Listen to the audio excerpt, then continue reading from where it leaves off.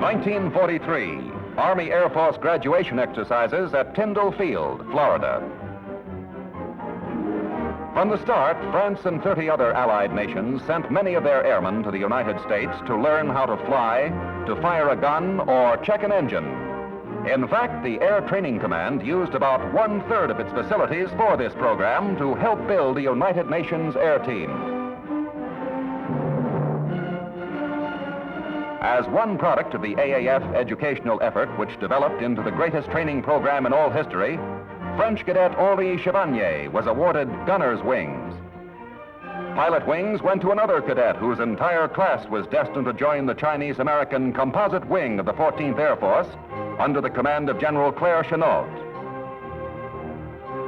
And so the young men from Great Britain, Netherlands, East Indies, Central and South America, by graduating in the United States and by fighting in Europe and Asia, demonstrated the Army Air Force's unique contribution to the total war effort of the United Nations.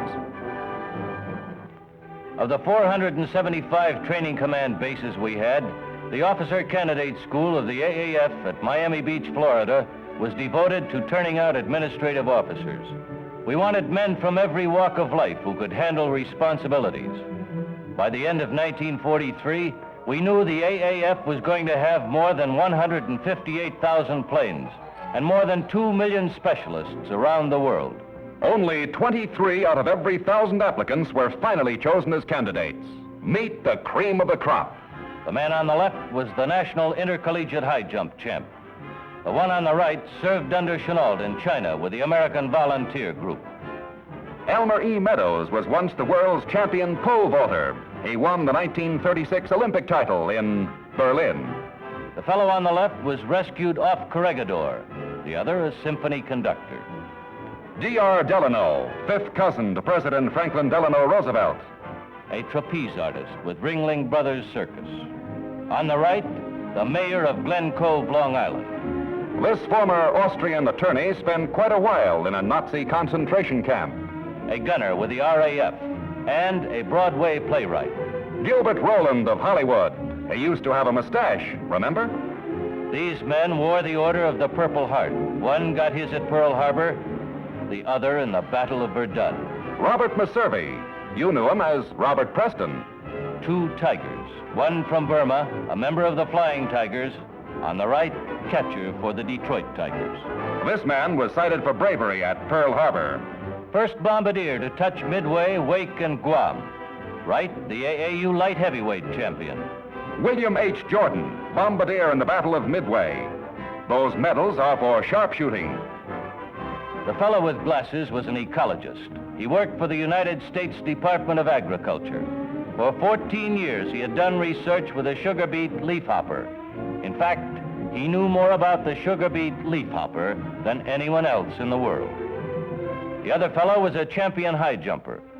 Because Hap Arnold knew that Hitler wouldn't wait for us to build a ground officers' school, he had General Weaver lease 300 Miami Beach hotels, and we were in business almost at once. In hotels like the Governor, we housed our students. Better than a tent, but no vacation. We gave each prospective officer a reliable chambermaid, himself. No wrinkles in those beds, blankets tight enough to bounce a coin. Shoes shined and lined up, dresser drawers staggered and open. Socks rolled, personal articles arranged according to student order. Student orders, the Bible. No dust in this room. Bed made like the book says. We allowed them 7 hours sleep. They were lucky if they managed 5. They studied instead. Each man's clothes were hung in the same order. All buttons were buttoned, each and every button. No drop of water in sink or tub. All bright work polished, highly polished. So were the men, all spit and polish, and their spirit was high.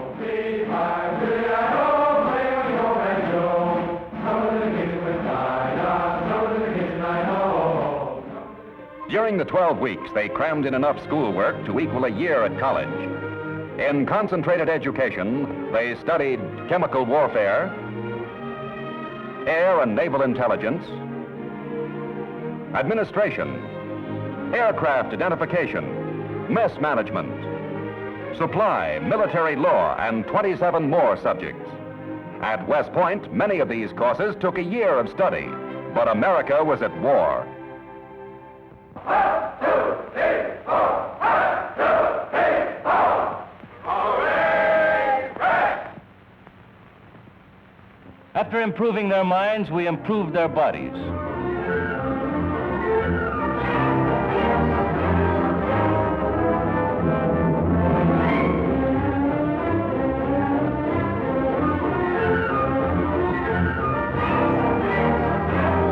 This was all part of the Air Force X-ray machine that revealed washouts as well as leaders.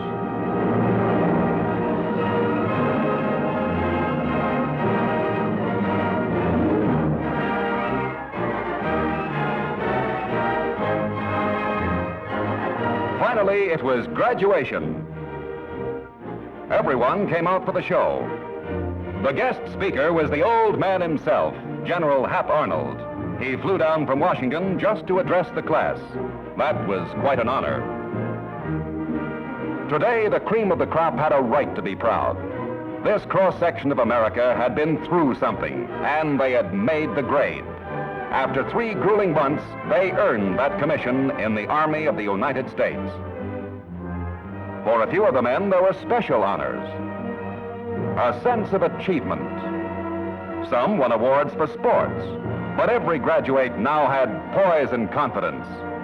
OCS turned out leaders of men who could share the nation's responsibilities.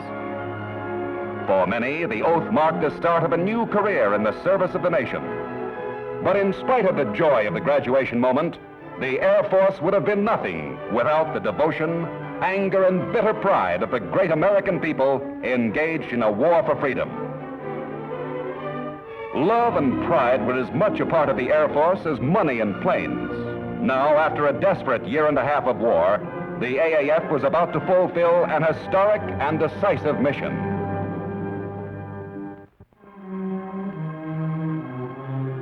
In another part of the world, on the Mediterranean, plans for Operation Corkscrew moved ahead as the British 1st Division convoys prepared to embark from ports in Africa for Pantelleria. The island, with underground hangars and natural defenses, was regarded by Mussolini as the Italian Gibraltar. General Jimmy Doolittle warned his men that conquest of the volcanic rock might prove expensive. The enemy had 900 planes within range and 80 major gun emplacements on the island. Briefings for 9th Air Force fighter pilots, now attached to the Northwest African Tactical Force, were carefully guided by General Louis Brereton. The all-out air attack on the island had been recommended by his boss, General Carl Spaatz. For Operation Corkscrew, the brass gave us slightly more than 1,000 fighting planes of every type. They felt our combined air forces had at last grown to a point where we could chance the first Allied attempt to conquer enemy territory essentially by air action. According to plan, for 18 continuous days during the first phase of the campaign, we had battered the fascist fortress with heavy raids. Photo Recon reported that our work was effective. Mussolini's Gibraltar was now set up for the knockout punch. In a couple of weeks, our boys in the Northwest African Air Forces were changing the concepts of war.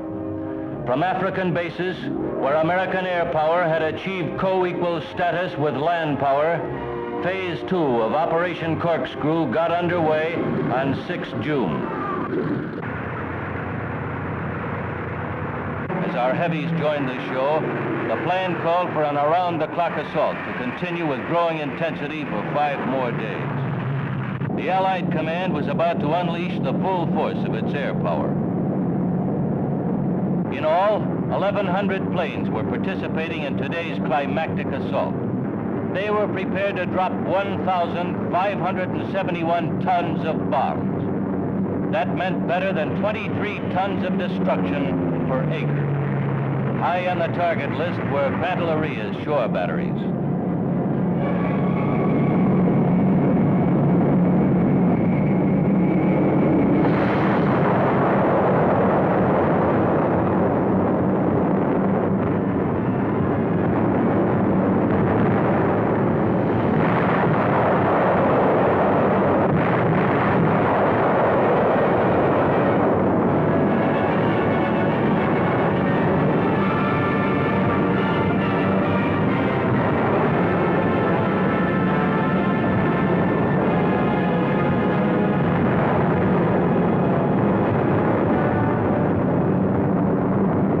To the air attack, the enemy's flak guns were inaccurate, but they kept trying for a lucky hit.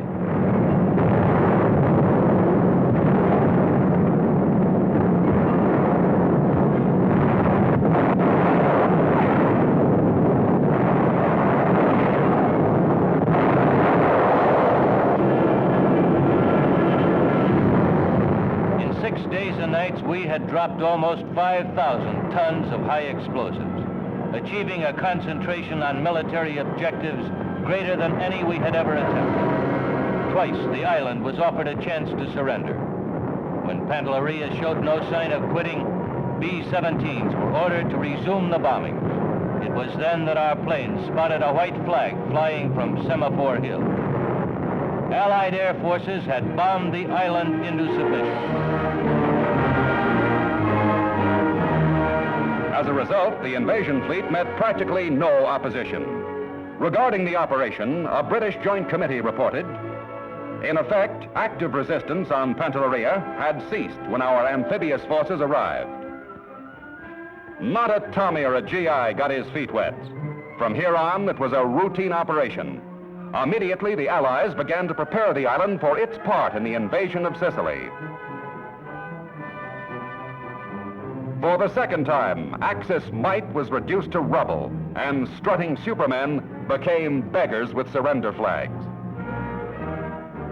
Troops quickly poured ashore. They were amazed at the extent of the destruction.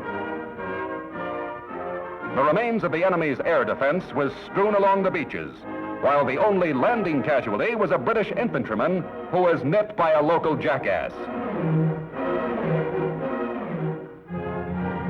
By the time of the Sicilian campaign, Pantelleria had become a full-fledged Allied air base. The Allies could now place a strong defensive air arm over the Sicilian Narrows. The sea route from Gibraltar to Alexandria could be kept open.